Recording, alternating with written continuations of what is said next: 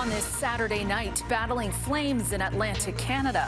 The wildfires burning out of control in Newfoundland and Labrador. There's almost 3,000 individuals who are under an evacuation order. And the new restrictions in New Brunswick to keep people safe. A breakthrough or a smokescreen? Why Ukraine's president doesn't buy into the hype around Trump's meeting with Putin in Alaska next week. A grim anniversary. Warnings about nuclear war 80 years after the U.S. dropped a devastating atomic bomb on Nagasaki, Japan. And a well-armed videographer. It's moments like this why we dive. The inside scoop on this incredible footage shot by a giant Pacific octopus. Global National, reporting tonight, Ann Gaviola. Good evening and thanks for joining us. We begin in Atlantic Canada where wildfires are raging. Newfoundland and Labrador has declared a state of emergency in a region where a fast-moving fire is being fueled by extreme heat and bone-dry conditions. The island's largest blaze is spreading and threatening communities along the Avalon Peninsula. It has destroyed 9 homes in a small coastal community, one of multiple areas under evacuation orders. The province says some ground crews were removed today because of safety concerns. Now, conditions are worsening because of high temperatures, low humidity, and elevated winds. We anticipate these winds combined with the extreme fire weather index are going to lead to very active fire behavior this afternoon and this evening. Firefighting efforts will get a boost this weekend with the arrival of additional water bombers and firefighters from Ontario and Quebec. New Brunswick is taking new measures to curb the wildfire risk across the province, ordering people to stay out of the woods, following a similar move made by Nova Scotia this week. Johnny James reports on the high-risk circumstances and what residents need to know.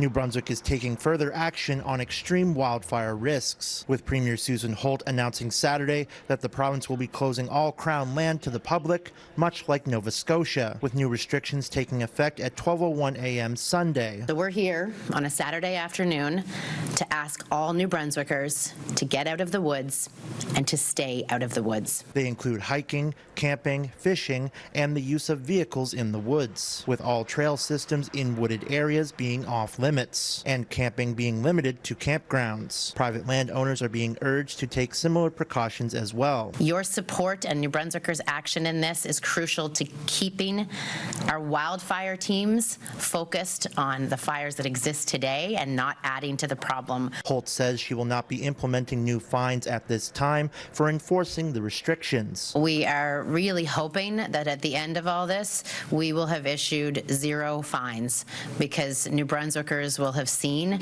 the risk to their neighbors, the risk to our emergency response systems. The large wildfire in Miramichi, which officials are now dubbing the Oldfield Road Fire, has more than tripled in size, measuring at 240 hectares on Saturday evening. It is considered a Class 6 intensity fire, which means it is beyond control with our resources. The province is urging the public to prepare for potential evacuation. While no evacuation orders have been issued, every household needs an evacuation plan and an emergency preparedness kit. As drought conditions are now at a point where a fire can become dangerous in a matter of minutes. Given how dry our forests are today, if we don't get at it within the first 5 or 10 minutes, it can be a very difficult situation. Residents are encouraged to stay updated on wildfire conditions at gmb.ca/firewatch. Johnny James, Global News, Fredericton. Wildfire smoke is causing air quality warnings across Saskatchewan and Manitoba.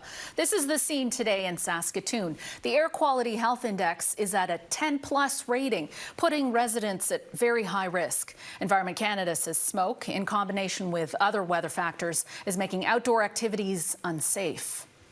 There are also heat warnings across other parts of the country. Environment Canada has issued alerts across Newfoundland and Labrador and much of Quebec and Ontario. In Toronto, the humidex is pushing 40 degrees. Now, this marks Toronto's 6th heat warning of the year. Germain Ma reports on how residents are coping. Under a scorching sun, by now it's the kind of day everybody in the city is used to. Very hot and sweaty. We only have a couple of weeks in there, right, for the summer, so why not? Love it. Yeah, in this city, it's just like awful. Toronto is seeing heat wave after heat wave this summer.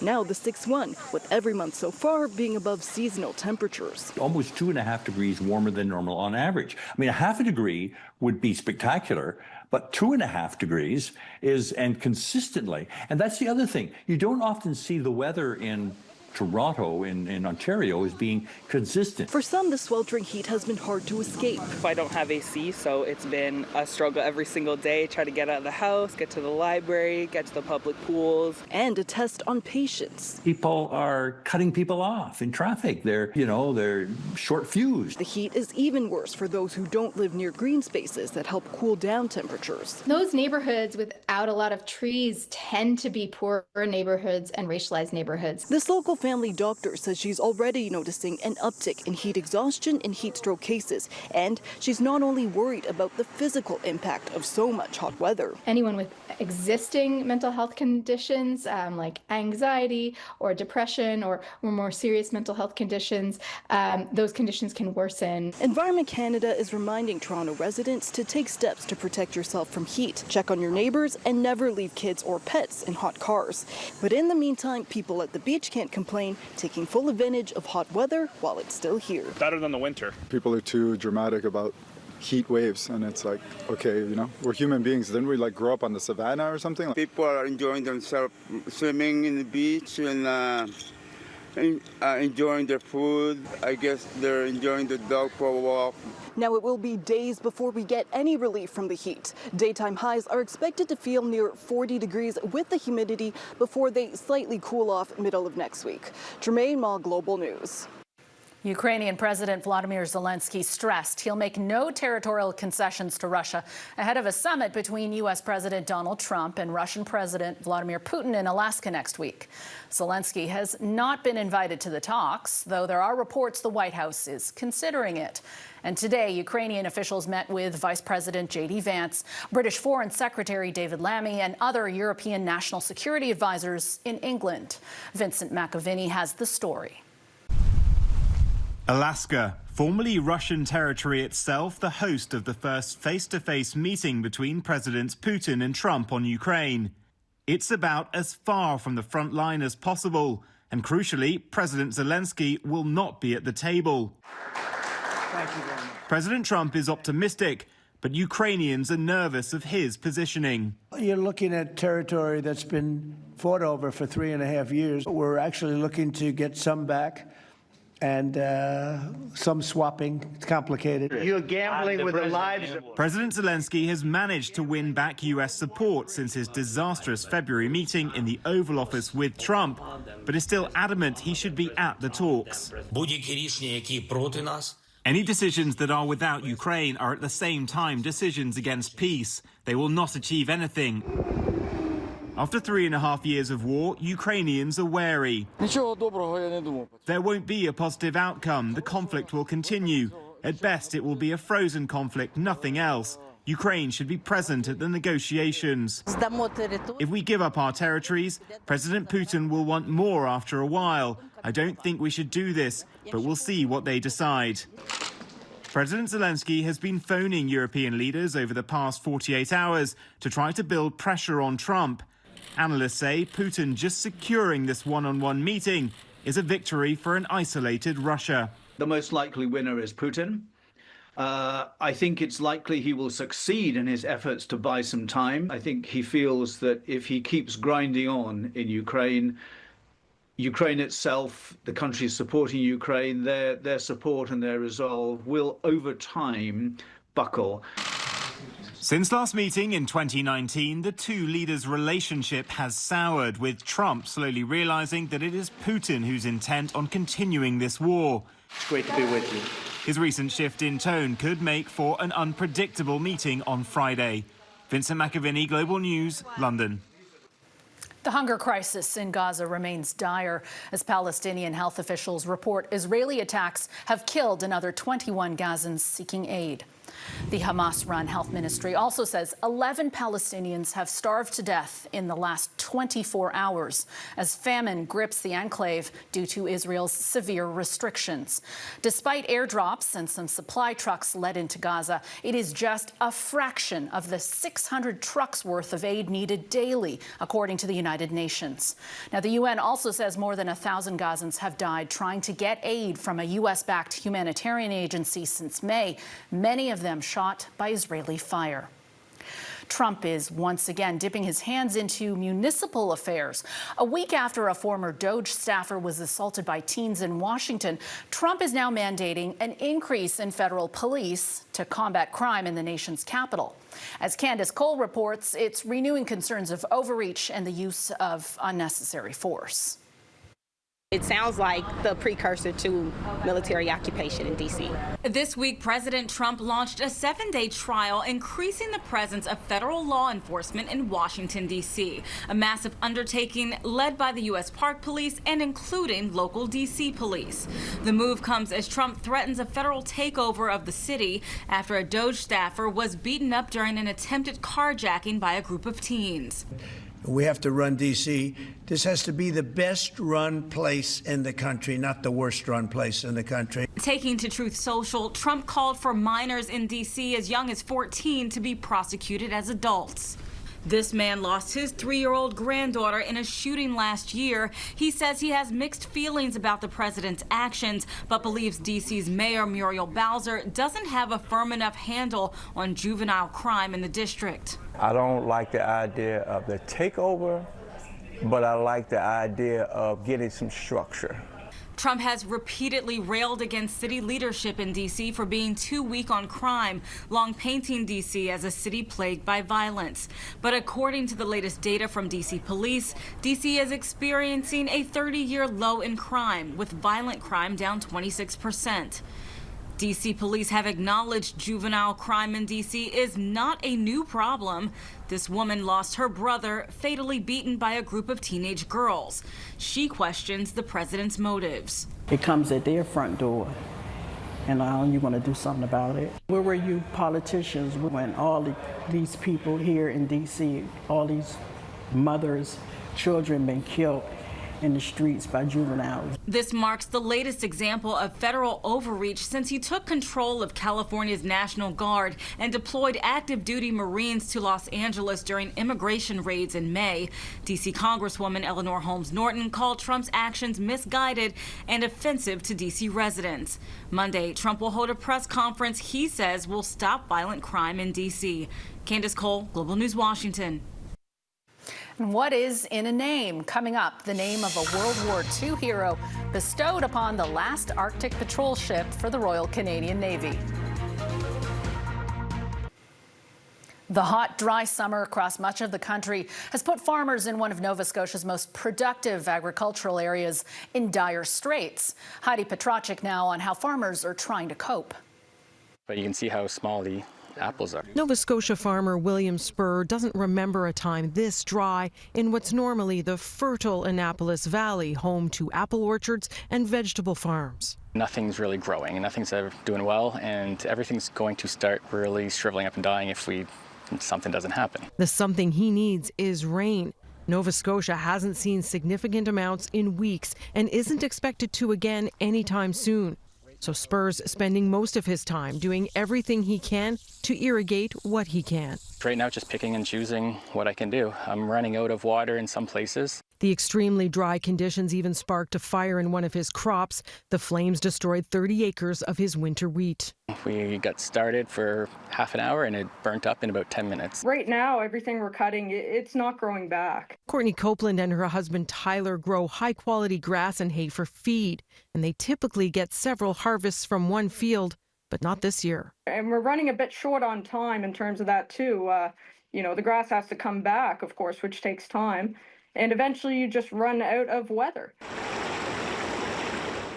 There are signs throughout the province of what's become a particularly arid summer. We're talking about half the amount of rainfall compared to a normal year. So in the case of Halifax, about 80 millimeters instead of 160. Some municipalities have mandatory water conservation measures in place. Others, including Halifax, are asking residents to choose to use less. Limiting those excess needs, so watering your garden, watering your car, as well as filling up any swimming pools. It's just a pumpkin patch that I just ran out of water. Back in the Annapolis Valley, farmers like Spur are in survival mode, fighting to keep crops alive, desperate for rain. Heidi Petracek, Global News, Wilmot, Nova Scotia. In Halifax, the Royal Canadian Navy held a ceremony to officially name the last of its Arctic and offshore patrol ships.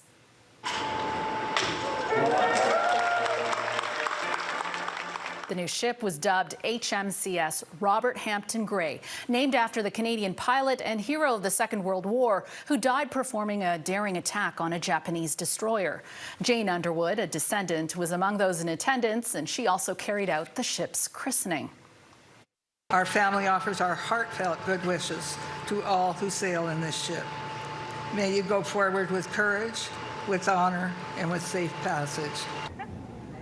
The vessel is the 6th and final Arctic and offshore patrol ship being deployed for the Navy. 2 more are being built for the Canadian Coast Guard. An ominous warning from survivors of the atomic bomb in Nagasaki, Japan. Those who forget the past are destined to repeat it.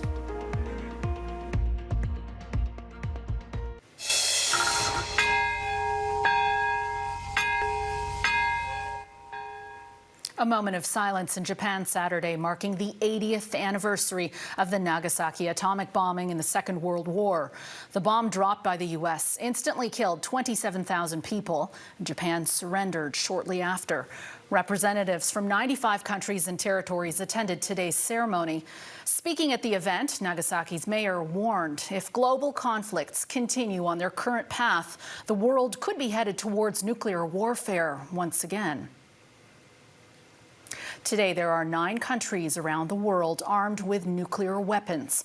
Global's Nathaniel Dove speaks with a survivor of Nagasaki about that fateful day 80 years ago and his call for nuclear nations to disarm.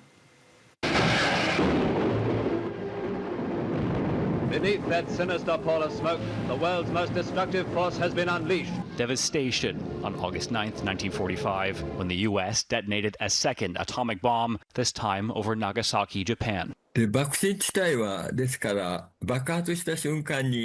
Tanaka was there. He tells Global News he remembers the explosion, a blast of light and heat that killed around 27,000 people. More than double that died afterwards from what they couldn't see, radiation. Those are the low estimates. No country has detonated a nuclear bomb in anger since then, though there have been many tests. Experts caution the factors that help that pattern hold may be weakening. When Russia invaded Ukraine, Vladimir Putin threatened to use nuclear weapons to protect what troops had conquered. He's repeated that several times. There is another threat. The growth of the Chinese arsenal is remarkable. The U.S. government estimates China could have 1,500 nuclear weapons in the next decade, possibly posing a challenge, according to an expert on American strategy. One of the big concerns is about whether and how Russia and China might pool their nuclear capabilities. Both countries are developing faster ways to deliver the bomb. Russia claims it has a new hypersonic missile that could carry nuclear warheads. To keep pace, the U.S. needs to modernize its aging arsenal. That takes time and money. And there are new potential flashpoints, like nuclear-armed North Korea, India, and Pakistan. No, I would not protect you. In fact, I would encourage them to do whatever the hell they want. On the campaign trail and after re-election, Donald Trump told American allies the U.S. may not protect them, which Colburn says is the foundation of NATO. The heart of it has been this one for all for one, Three Musketeersian principle in Article 5. But really, that is built around the U.S. capacity to use nuclear weapons. For decades, the U.S. sought to protect its partners, like Taiwan and South Korea, and dissuade them and rivals from getting the bomb. If it is unwilling or unable, if there's more tension with more weapons, everything becomes less predictable with a technology where we cannot afford to be wrong. We rely a lot on luck. We have been extraordinarily lucky that we have not seen large-scale use of nuclear weapons in the last 80 years. Tanaka points out a mistake could cause a nuclear explosion and lead to war. To avoid that, countries with nuclear weapons must disarm. Nathaniel Dove, Global News. Next, a cinematographer recounts his thrilling encounter with a giant Pacific octopus near Vancouver Island. A group of divers had a remarkable encounter with a giant Pacific octopus off the coast of Vancouver Island this week. The animal wrapped itself around John Rowaney's camera, giving a full view of its tentacles and suction cups. It was also very affectionate with Chris Mullen, even resting some tentacles on his face. It's moments like this why we dive. It's having these unique interactions with these animals where the animal's controlling the interaction. You can see curiosity coming from the octopus. It's exactly what we're hoping for. But when it happens, it's so exhilarating. I mean, it's only happened a handful of times in all the times I've been diving, having an octopus come and really grab your camera or dive buddy. It's really something incredible to see. Rowaney says octopuses can be quite powerful animals, but luckily this one was very gentle. And that is Global National for this Saturday night. I'm Ann Gaviola. Tonight's Your Canada showcases Little Current, Ontario, Saltaire, BC, and Lockport, Manitoba. Thank you for watching. I hope you'll join us again tomorrow. Have a great night.